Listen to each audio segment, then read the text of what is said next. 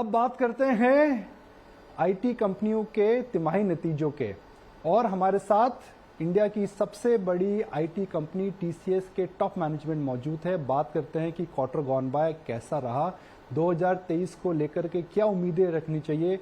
Market में एक प्रकार का जो भय आ रखा है कि भाई ग्लोबल इकोनॉमीज में जब धीमापन आता है उसका सीधा असर इंडियन आईटी कंपनीज पर पड़ेगा। क्या यह हकीकत है या क्या यह इस बात को लेकर के हमें चिंतित होना चाहिए? इस चर्चा को आगे बढ़ाते हैं। हमारे साथ समीर साहब और नंदन जी मौजूद हैं। आप दोनों को सबसे पहले ईटीना स्वदेश की तरफ से 2023 के लिए बहुत बहुत शुभकामनाएं। Happy new year to you. Happy new year Nikunj. अब मैं एक हम लोग अक्सर प्रेस में बॉडी लैंग्वेज देखते हैं, तो आपकी बॉडी लैंग्वेज को देख करके मुझे क्या अंदाजा लगाना चाहिए? आप बताइए, आपने बॉडी लैंग्वेज देखी है? कैसा रहा quarter gone by? Glass half full या ग्लास हाफ एम्प्टी? अच्छी खबर भी है, बुरी खबर भी है। पहले मैं आपसे समझना चाहता हूं, फिर हम आगे चर्चा को बढ़ाते हैं। आई थिंक लास्ट क्वार्टर अगर हम देखें, यूजुअली सीजनली वीक क्वार्टर होता है, उसको मद्देनजर रखते हुए हमारा क्वार्टर काफ़ी अच्छा रहा है। हमने 13.5% का ईयर ऑन ईयर ग्रोथ किया है। ग्रोथ काफ़ी ब्रॉड बेस्ड रहा है और एक इम्पॉर्टेंट माइलस्टोन भी अचीव किया। हमारे तिमाही के जो रेवेन्यूज़ है वो $7 बिलियन क्रॉस कर दिए है। सो हम एक क्वार्टर में $7 बिलियन का डॉलर रेवेन्यूज़ आ रहे हैं। जोग्राफी वाइज देखें तो यूके और as well as US geographies के revenues sequentially year on year 15.4% रहे हैं। यूरोप में थोड़ा स्लो डाउन देखा जा रहा है और वो जैसे हम आगे बढ़े हमारा एक्सपेक्टेशन है वो स्लो डाउन रहेगा। तो आपको क्या लगता है, ये मैं शायद दर्शकों के बिहाफ में सवाल पूछ रहा हूं क्योंकि आईटी स्टॉक्स को पिछले एक साल में काफी मार पड़ी है।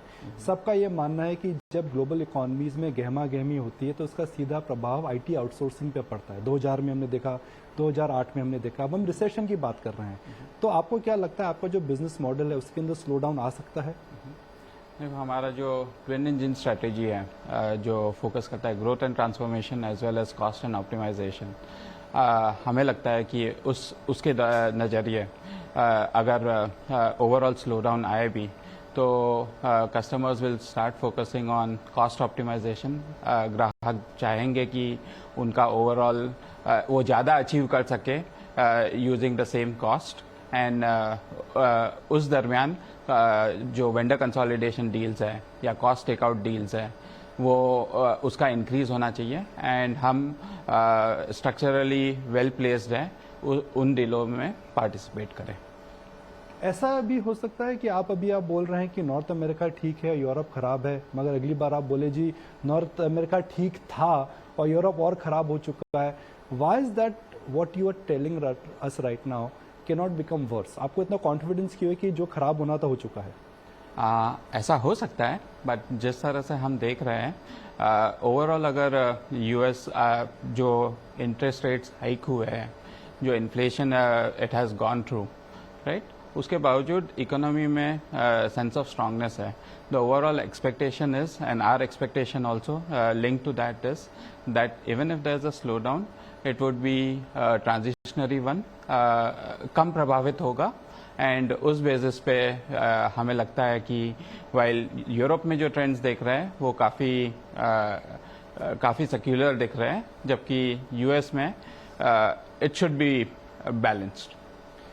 विरेंद्र साहब, एक डेटा है जिससे मार्केट और व्यूअर्स हमेशा अंदाजा लगाते हैं कि टीसीएस किस प्रकार से डिमांड ट्रेंड्स कॉल आउट कर रहा है। हायरिंग, और हायरिंग काफ़ी क्वार्टर्स के बाद नेगेटिव है। तो पिछले क्वार्टर में तो साहब आप कह रहे थे कि एट्रिशन प्रॉब्लम है, अब आपकी हायरिंग नेगेटिव है, तो चक्कर एकदम घूम गया। नहीं, ऐसा है निकुंज कि अगर आप देखो पिछले Q3 ऑफ FY22 को देखो और अब Q3 ऑफ FY23 को देखो तो हम लोगों ने 57,000 लोग ऐड किए। दैट इज ये फर्स्ट पॉइंट। सेकंड पॉइंट ऐसा है कि आप अगर दोनों साल साथ में देखो तो हमने इतना, आपको मालूम है इतना हायरिंग किया लास्ट ईयर, उसमें इतने सब सारे बच्चों को कॉलेज से लेके उनको ट्रेन करना 8-9 महीने तक, और वो अभी इन्वेस्टमेंट पे ऑफ हो रहा है। That is second point. Third मैंने तो आपको लास्ट क्वार्टर में बोला था कि हम लोग एफिशिएंसी ड्राइव कर रहे हैं ऑर्गेनाइजेशन में। ये सब तीनों चीजें इकट्ठी की आप देखेंगे तो आपको समझ में आएगा कि ये नंबर क्यों नेगेटिव है। बट एक बात बताता हूँ आपको, इसका डिमांड से कोई संबंध नहीं है। डिमांड हमारा, जैसा समीर ने बोला, is reasonably robust and that is got nothing to do with this head count. तो आप आने वाले साल में क्या FY 2024 में FY 23 से कम हायरिंग करेंगे? नहीं, ऐसा है कि हमारा ओवरऑल हायरिंग, जैसा मैंने कहा कि नेट हायरिंग क्या आपकी अगले साल तो कम रहेगी? 40 ट्रेनिस के, जैसे हम लोग बोलते हैं 40-45 हज़ार हायरिंग, वो तो हम, जैसे मैंने बोला है वैसे हम करेंगे ही, अगले साल भी वैसे ही करेंगे। और जो हमारा जो लैटरल जो मार्केट से हायरिंग होता है, it depends on the business demand during the quarter. ये सब मिला के मेरे को लगता है numbers will be similar to what will have in this year. मगर ये डिमांड स्लो डाउन का इंडिकेशन नहीं है, कॉस्ट एफिशिएंसी है, लोग अच्छा काम कर रहे हैं, कम लोग ज्यादा काम कर रहे हैं। और हम लोगों ने लोग लेके आए हैं, उनको इन्वेस्टमेंट करके, टैलेंट डेवलपमेंट करके उनको हमने प्रोडक्टिव किया है। ये सब चीजें मिला के ये ऐसा हुआ है। तो but it is absolutely has no reflection on the demand. एक मैं आपसे फॉलोअप सवाल पूछता हूँ इंडस्ट्री को लेकर के। आप इंडिया की सबसे बड़ी IT कंपनी है, तो आप जो कॉल आउट करेंगे एक प्रकार से इंडस्ट्री का बेंचमार्क बन जाता है। तो TCS के बारे में आपने हमें बता दिया, मगर आपकी अंडरस्टैंडिंग इंडस्ट्री को लेकर के क्या इस साल एट्रिशन कम होगी, क्या इस साल वेज हाइक कम होगी? बिकॉज ये जो चीज़ें मैटर करती हैं पूरी इंडस्ट्री के लिए। सो एट्रिशन का ऐसा है कि एट्रिशन तो मेरे को लग रहा है कि इंडस्ट्री वाइज नॉर्मलाइज हो रहा है। यू नो, सब जगह हम लोगों को दिख रहा है। मेरे को लगता है इंडस्ट्री बेस नॉर्मलाइज डेफिनेटली दिख रहा है। वेज हाइक्स कैसा है, हर कंपनी के ऊपर डिपेंड करता है कैसा मैनेज करते हैं। हम लोग, मैं बताता हूँ हमारे लिए, हम लोग अभी कुछ ज़्यादा कुछ डिफरेंस नहीं दिख रहे हैं कि हम लोगों ने जिस तरह से वेज हाइक्स दिए थे लास्ट ईयर, वैसे ही सब लग रहा है कि ऐसे दे सकते हैं अगले साल भी। अब लेकिन अगले 3 महीनों में देखते हैं क्या होता है और उसको भी डिसाइड करेंगे। समीर, हमारी ET स्वदेश की ऑडियंस के लिए एक सवाल है कि भाई आपने एक स्पेशल डिविडेंड दिया है, लगभग 90 रुपए के आसपास एक डिविडेंड दिया है। कंपनी डिविडेंड जब देती है या तो उसकी कैश की उसको रिक्वायरमेंट नहीं होती है या फिर फ्यूचर कैश फ्लो ज़्यादा जनरेट करते हैं, तो क्या हमें इससे समझना चाहिए? सो हमने ये क्वार्टर में जो डिविडेंड दिया वो 75 रुपीज़ का दिया है और उसमें 67 रुपीज़ स्पेशल डिविडेंड है। अगर आप हमारी कैपिटल एलोकेशन पॉलिसी देखें वो काफ़ी कंसिस्टेंट है। वी हैव बिन, अगर आप लास्ट 3-4 साल देखें, हमारे जो एनुअल प्रॉफिट्स है 82 और जो फ्री कैश फ्लोस है उसका 80 to 100% के बीच में हम यूजुअली देते आ रहे हैं। एंड हमारा कैपिटल एलोकेशन पॉलिसी से ये काफ़ी कंसिस्टेंटली वो कर रहे हैं। इसका